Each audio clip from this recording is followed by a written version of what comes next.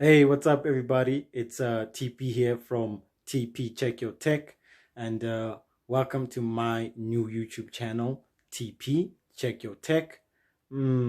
Yes, I know it was just a simple play of words for the YouTube name, but what can I say? I digs it a lot. So, this very first video here, my first ever YouTube video. Oh my goodness, man!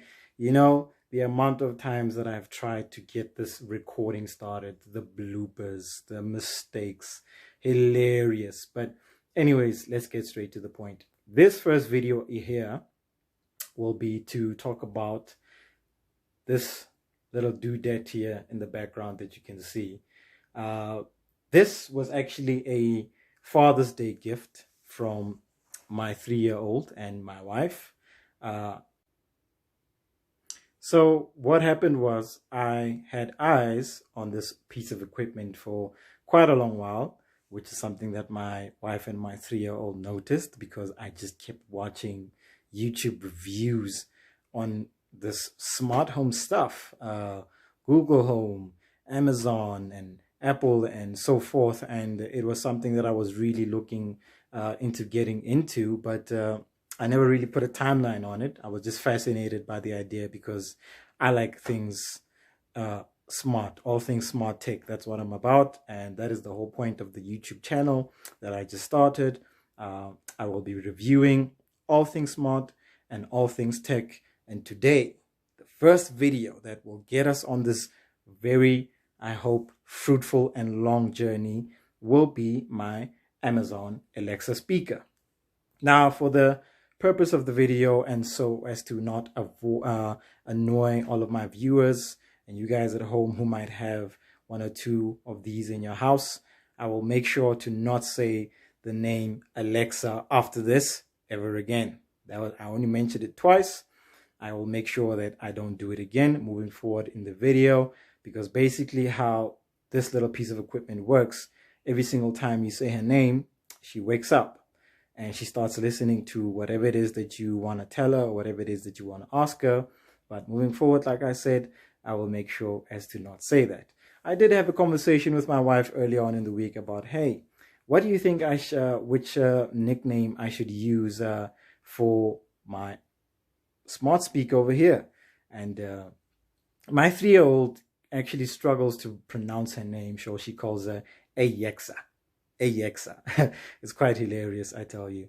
And then my wife, she always refers to her as that other woman. I think it's because in the beginning she could not stand how I just gave this thing loads and loads of attention, and maybe she felt a bit jelly. I don't know. But yes, let's get straight to it. The whole point of this video today, I will be reviewing 5 things that I like and 5 things that I dislike about my smart speaker Alexa.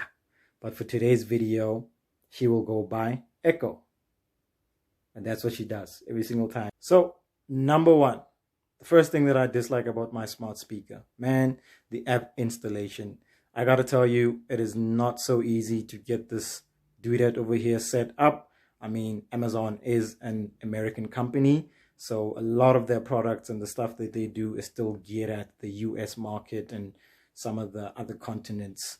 But unfortunately, in Africa, you got to jump through a couple of loopholes in order to install the app and be on your way to enjoying and using the app. First of all, you have to get an APK downloaded on your phone or tablet, wherever you're going to be installing it, in order to set this thing up. With iOS, it is not as simple. It is even more complicated. I believe you first have to change your location in your settings on your iPhone to a foreign country, basically set up a fake credit card. I can't really remember all the details. I basically just avoided doing all of that from the get-go because I was like, oh man, what a slip. I just wish that you could just download the app and be on your way. Because already with Android, again, still a little bit easier than iOS. At least this way with Android, all you have to do is go to Google, download the APK to your phone because you won't find it on the Play Store, and then simply install the app on your phone from there. And then you're on the way, you set up the app, and then you can start to enjoy your smart speaker. But like I said, it is quite irritating that you have to jump through all of those loopholes in order to enjoy this. Now, because I'm someone who is, first of all, somewhat patient-ish, and someone who really enjoys smart tech, it was an experience. I wasn't that much annoyed about it, but I can only imagine, putting myself in the shoes of the next person who is not so keen on this stuff, wants it to work, but doesn't want to have to do all of that unnecessary legwork. That can really suck. And then number 2, on the 5 things that I dislike about my smart speaker. Some functions in the country don't work. Like I said, Amazon is a US-based company. They are still pretty much focused on 100% functionality overseas and not so much here in the country and in Africa. So let me just give you a quick example. Just check this out. Echo, call my phone. Calling TP. Just check. Your call cannot be completed as dialed. Man, what a letdown. And this is just one thing that I can think of right now at the top of my head that she's not actually able to do as yet in the country. As to why that's the case, I don't understand, because the smart home industry is an ever-growing industry, and it's not even new, mind you. It's just, I think over the past couple of years, it's been getting bigger and bigger, because now, as a consumer, this stuff is readily available on the shelf. You can just walk into a store and pick yourself up one of these and then be on your way towards enjoying a smart home. But the fact that there are a number of things that still are limited to us and that she cannot do in the country, I gotta tell you, that's number 2 of my dislikes about my smart speaker. And then number 3 on the list is, well, let me just give you a quick picture. Check this out, right? So I'm someone who digs music quite a lot. Say now you've got some family or some of your friends over and you're hosting a little shindig or do at the house.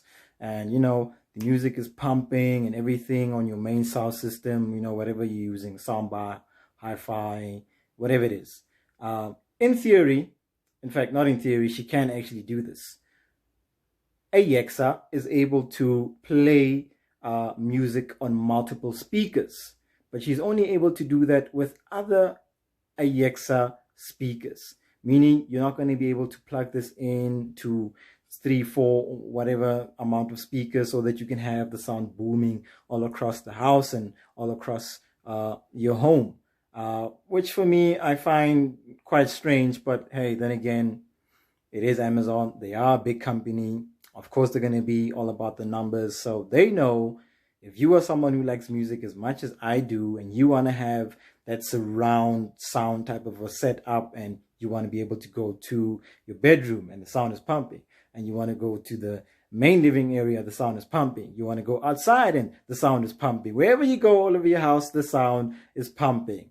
But you see, the catch, like I said already, you need more of these guys in the house in order to actually enjoy that.